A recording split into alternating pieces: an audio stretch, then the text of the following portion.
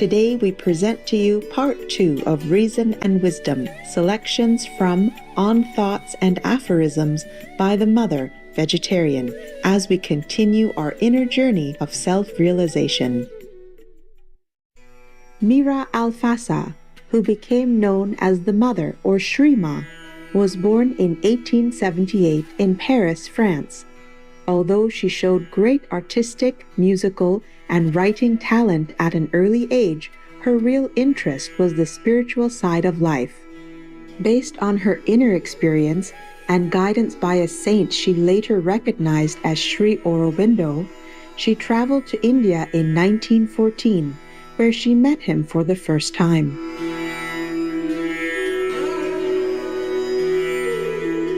As soon as I saw Sri Aurobindo, I recognized in him the well-known being whom I used to call Krishna.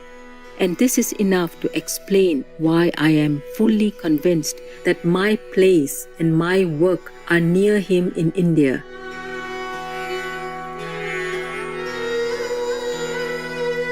Sri Aurobindo conferred the title of the Mother in recognition of her embodiment of the principles of the Divine Mother.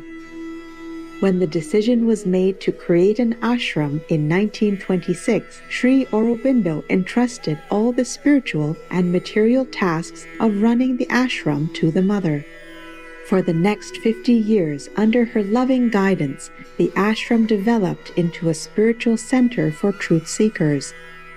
The Mother went on to found two more organizations, the Sri Aurobindo International Center of Education, offering courses from kindergarten through university level, and a visionary community called Auroville, or the City of Dawn. The Mother also developed an extensive series of spiritual writings. These highlight a goal of ultimate union with the divine, along with becoming master of ourselves and our destiny. Shining through all of her work is the Mother's love and devotion to God. Though she left her body in 1973, the 17 volumes of collected works of the Mother forever serve as a shining guidance and inspiration for spiritual seekers. The following passages come from the Mother's book on Thoughts and Aphorisms, where she expounds on the following quote by Sri Aurobindo: "Either do not give the name of knowledge to your beliefs only and of error, ignorance or charlatanism to the beliefs of others, or do not rail at the dogmas of the schools and their intolerance."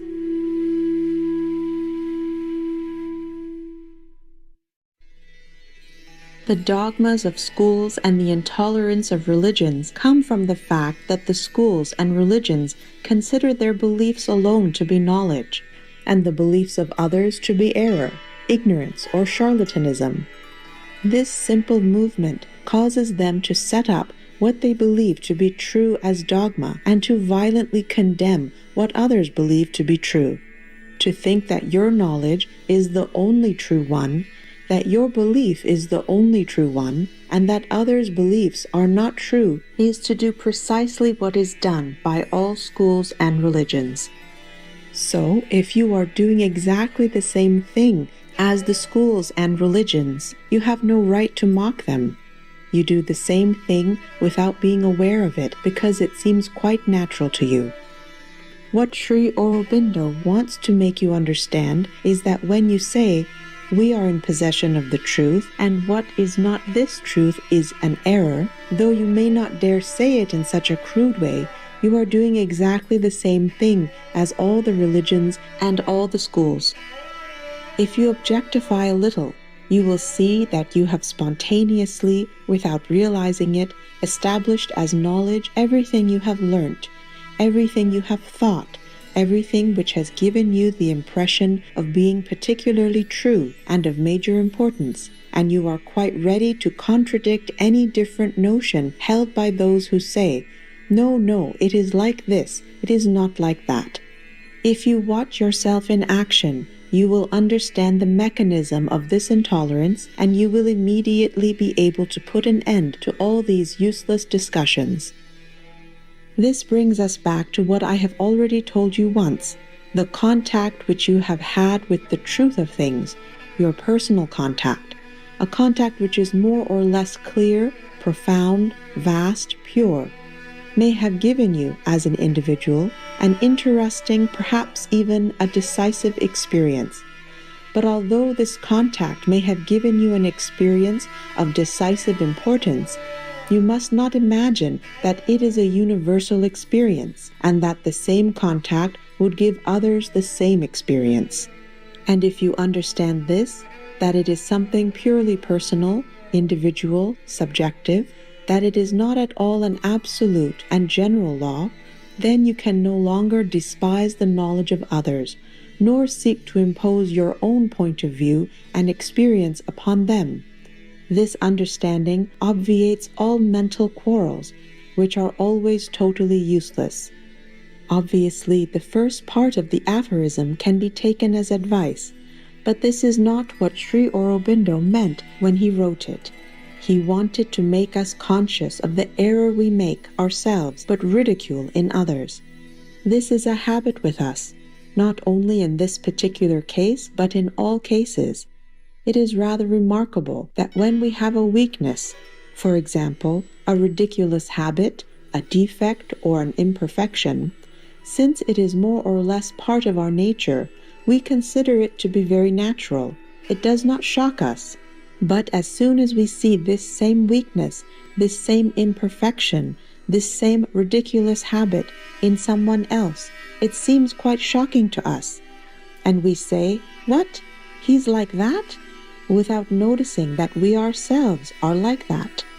And so to the weakness and imperfection, we add the absurdity of not even noticing them. There is a lesson to be drawn from this. When something in a person seems to you completely unacceptable or ridiculous. What? He is like that? He behaves like that? He says things like that? He does things like that? You should say to yourself, well, but perhaps I do the same thing, without being aware of it. I would do better to look into myself first before criticizing him, so as to make sure that I am not doing the very same thing in a slightly different way. If you have the good sense and intelligence to do this each time you are shocked by another person's behavior, you will realize that in life, your relations with others are like a mirror which is presented to you so that you can see more easily and clearly the weaknesses you carry within you. In a general and almost absolute way, anything that shocks you in other people is the very thing you carry in yourself in a more or less veiled, more or less hidden form, though perhaps in a slightly different guise, which allows you to delude yourself. And what in yourself seems inoffensive enough becomes monstrous as soon as you see it in others. Try to experience this. It will greatly help you to change yourselves. At the same time, it will bring a sunny tolerance to your relationships with others, the goodwill which comes from understanding, and it will very often put an end to these completely useless quarrels. One can live without quarreling. It seems strange to say this because, as things are, it would seem on the contrary, that life is made for quarreling in the sense that the main occupation of people who are together is to quarrel, overtly or covertly. You do not always come to words. You do not always come to blows, fortunately. But you are in a state of perpetual irritation within, because you do not find around you the perfection that you would yourself wish to realize and which you find rather difficult to realize. But you find it entirely natural that others should realize it. How can they be like that? You forget how difficult you find it in yourself not to be like that. Try, you will see. Look upon everything with a benevolent smile. Take all the things which irritate you as a lesson for yourself, and your life will be more peaceful and more effective as well. For a great percentage of your energy certainly goes to waste in the irritation you feel when you do not find in others the perfection that you would like to realize in yourself. You stop short at the perfection that others should realize.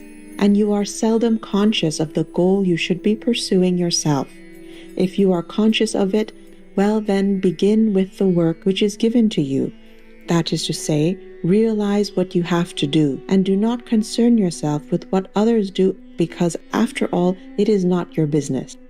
And the best way to the true attitude is simply to say, all those around me, all the circumstances of my life, all the people near me, are a mirror held up to me by the divine consciousness to show me the progress I must make.